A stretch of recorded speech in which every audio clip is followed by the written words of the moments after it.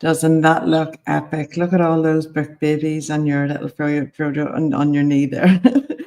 He's um, looking at the thing. Oh, that made my heart swell, Karen. Yeah, and you are such a prolific, amazing author. Hello, everyone who's just joining in. My name is Karen Weaver. I am the publisher at MMH Press, and the wonderful Mickey Martin is joining me today, who is one of our first authors, but also one of our most prolific authors. And Michelle, you write big books, don't you? And we are celebrating today book 4 of the Victoria collection. I have so many questions. Look at that. Sweetwater Creek. Look at that. It's beautiful.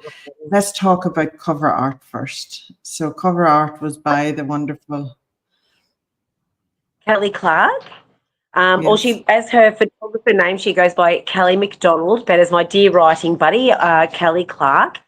And so when we discussed the cover, this is from Frankston, where I reside now and have for 24 years, and Sweetwater Creek, because I was thinking of so many different names and where I could base the book. Because as the Victoria collection, all books are based in small towns that I've lived in and loved my entire life, starting in Glenormand South, which still owns part of my heart, to Noorat, to Inglewood, and now Sweetwater Creek. So it's come back to where I am now. And the cover art with Kelly, we wanted it to feel Frankston and Sweetwater Creek. So I'm sure it's probably a bit hard to see on the screen, but we've got the beautiful No. Oliver's Hill Bridge, which is right near the Frankston Pier, leading to a cafe. And, of course, with the protagonists here, you're just surrounded by Sweetwater Creek. But the cover art is phenomenal because even though you're looking into, like, Sweetwater Creek, you can still see the ripples of the ocean and Frankston there. Like, it's so cool. Like, honestly, we're getting so many beautiful comments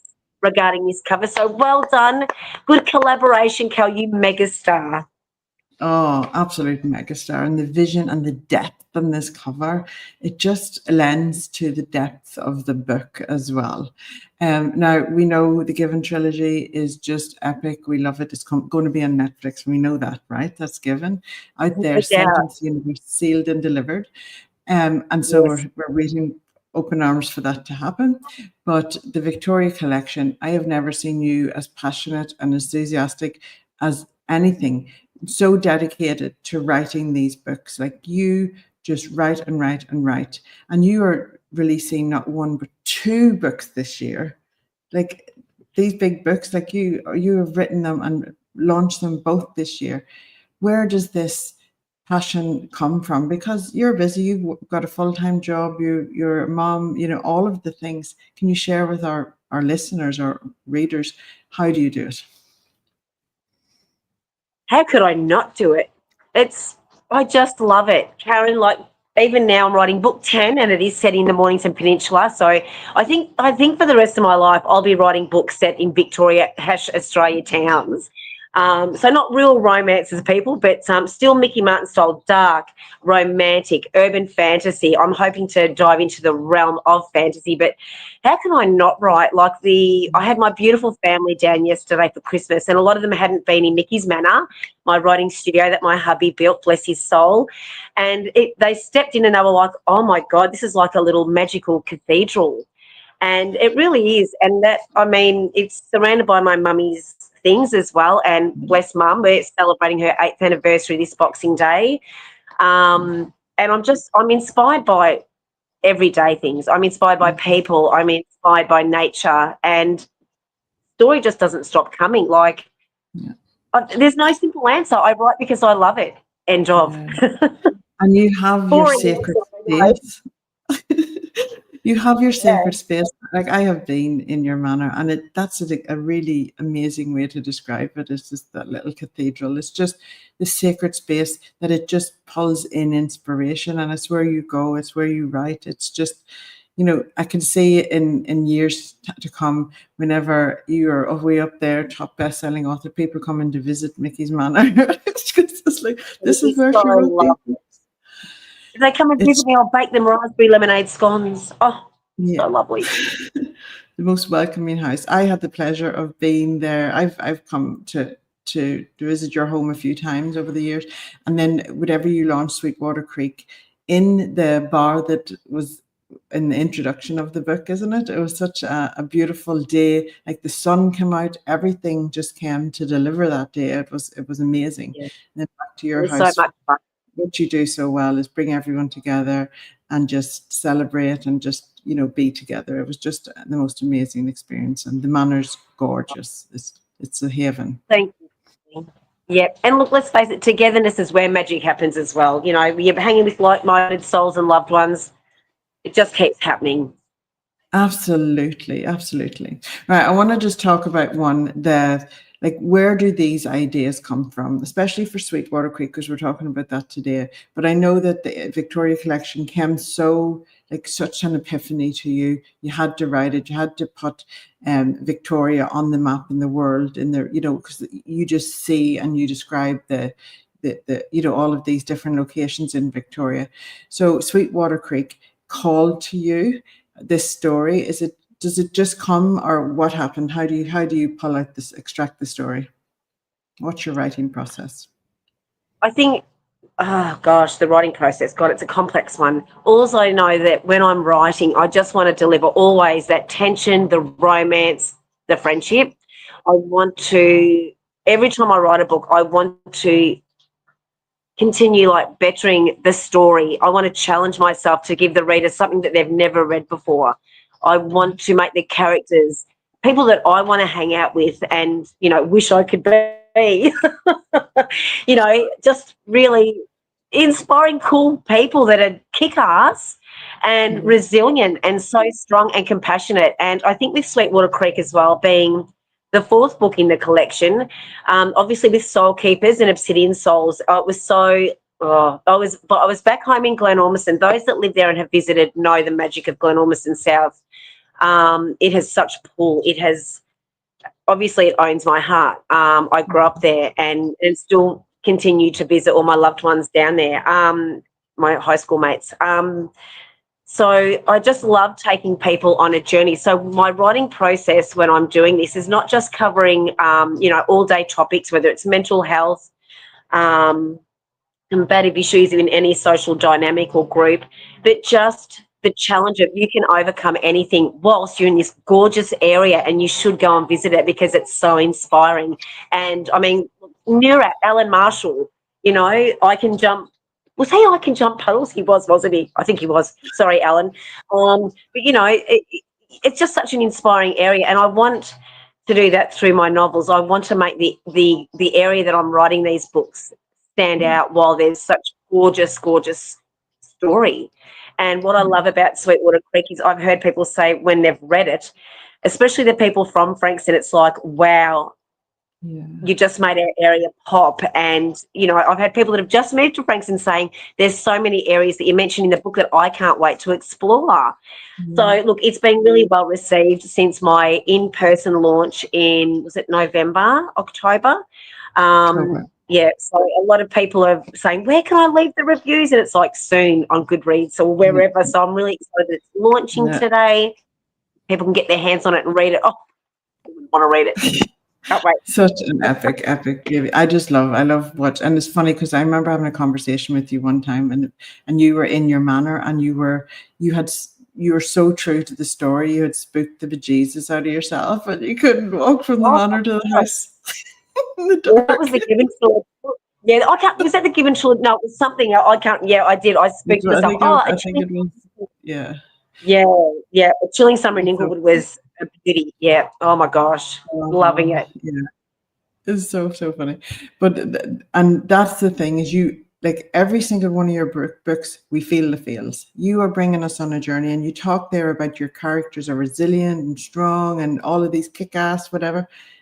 I know there's a bit of you in every single one of them because you bring so much of yourself into these books, and you come from learned experience. You come and you teach your wisdoms and what you've learned. So there's so much about mental health and all of those things entwined into your words. So not only do your books entertain, they also have an impact and change, which is such a beautiful formula for an author to gift to the world. Like your books are just so impactive. Like they make us feel the feels. We can go from laughing to crying to all of the feelings within one book. You bring us on a roller coaster, and every single book you go like, whoa, now never seen that coming. So your brain is this beautiful gift to us all as readers to go, all right, where's the next book coming? So I'm sure you feel the pressure of that from your readers to go, right, when's the next book coming? That's bound to be beautiful. Yeah, and the beauty of Mickey Martin's, I don't know where it comes from, is they don't have to wait long, because since I've been with you, Karen, I do pump out a book every year, if not like a little novella in between. Or so basically, under 12 months, we've had a Chilling Summer launched last December, and so it would have been this October, November, and now today it goes to the world. So I'm so grateful. But like I said, my readers don't have to wait long, because I love writing. And I love writing detailed, epic, yummy books. So, and, the joy of being doing what I do is, like, as you mentioned earlier when we had a private chat, my writing has evolved, and so it should, as everyone should evolve in their craft. If we're not evolving, what's the point? So I'm so grateful that my tired little brain, as you know, I am a mental health and disability support worker. I do long hours, so being a mum as well and supporting my own beautiful family that are just divine. It's kind of like, where do I find the time to do this? But that escapism and that desire to want to write and share story with the world, and like good story, I'm hoping that even my brother-in-law, who's a tough critic, yes, Grant, I'm talking about you, he's really into the genre of supernatural. So when he read Soul Keepers, he was like, what the hell's going on? And I said, have you watched Avengers? Have you watched, The Incredible Hulk? Because he was kind of like, it defies science. That's fiction.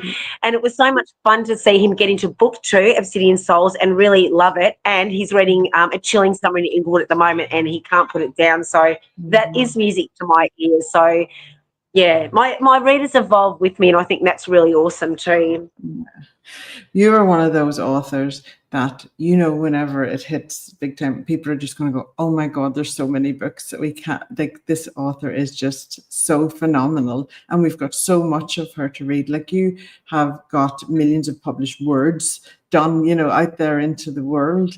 And it's all Mickey Martin style. Like, you honor you learn your craft. I know how hard you work, but writing is your vice, isn't it? It's your own personal thing that fills your cup so that you can flow out into the world. I understand that, because writing is that beautiful thing that just fills your cup, and 2 ways you're able to then gift your work into the world for other people to read and escape and go and enjoy your words. It's magic, isn't it? Yep, it really is. It really is. If I could write 24/7, I would. Absolutely. You would love that. When people talk about writer's block, I think, oh God, maybe one day that will happen to me. I've got no idea, but I can't imagine the struggle of writer's block. Even my husband said writer's block. He goes, wow, you're the opposite. He goes, we can't, and we can't stop that as well. So I just cannot wait. And I think that was part of the joy of writing the Given trilogy. As I was writing it, I could see it as a movie unfolding, or a series. It was just because the characters are they're so complex and so divine and so unique in their own ways, and the way they interact. And when I got to book 3 and it all kind of wove into itself, I was like, how the hell did that happen? Like, some of it even shocked me. It was brilliant. Yeah. But as I was writing that, I was imagining, like, I could not wait to put Glen Ormiston on the map. And I thought, no, I've got to be a little bit more, well-known for readers before, that's going to be as exciting for them as it is me. And it's so wonderful to have this little library of books. And I'm writing book 10 at the moment. Mm-hmm. I'd say the title, Karen, or do we just not say the title? Yeah. The next title is called Wild Honey, and it's about witches and warlocks, and I'm only 10,000 words in, but it's so cool. I love it. So I'm going to be doing that when we hang up pot of tea. She can't wait to get at it. She cannot wait to get at it. And one of the things So Right. I'm so glad that you shared that Wild Honey is book 5. And we like for you to bring Victoria to the world through your writing, and each book you go deeper, you share more of yourself as a writer, you go into different things, which is just such a gift to us all. And Michelle, you are just an absolute gift to us all, inspiring in how you act and how you show up as an author, and then your words just reach us, shift us, you shift us, you shift the trajectory of us whenever we read these books. So congratulations to Oh, you, celebrating you and your authorship. And so what are we doing today, Michelle? We are getting book 4 of the Victoria collection to number 1 on Amazon. So everyone go and grab your ebook today and help us get to number 1. Honestly, this will be a book that you will savor. You can read these books on their own. You don't have to have all 4, but of course it's wonderful. You're going to read this and you're going to want to read them all. You're going to go, what? yeah. This I need is this. standalone. Yeah, it's a standalone. So if people grab it today, they can read it today. It's, yeah. Awesome. Go and escape to another world, another dimension during Christmas. A beautiful, beautiful book to make. Oh, we've got lots of comments here, so I'm just going to share them because there's people celebrating with you. Vicky Speller, aw, Vicky, we love you. You are thank truly you. inspiring, Mickey. There we go. We've got the Oh, thank wonderful you. Brad Walsh. Haven't heard from Brad in a long time. Hey, Brad. Hey, beautiful. So lovely to see you both. And the awesome Laura Muirhead. Can't wait to read it. Yes, we want to hear everything, what you think as well, Laura. Honestly, Yeah, I love such a feedback, talented, please. yeah. Feedback. Mm. Such an amazing author. All right, I'm going to let you go back to writing world. Thank you Can so I much wish for everyone, joining me. thank you, Karen, and can I wish you and everybody that's viewing a very Merry Christmas and a beautiful, prosperous, peaceful New Year ahead. Yeah. 2025 is Yes, going to be a good one, isn't it? it is. Yep, everyone that we're alive is a good one. Yep, Yes, absolutely. of course it is. Yes, Even when it's absolutely. tough, it's a good one because we're breathing. That was Absolutely. cheerful.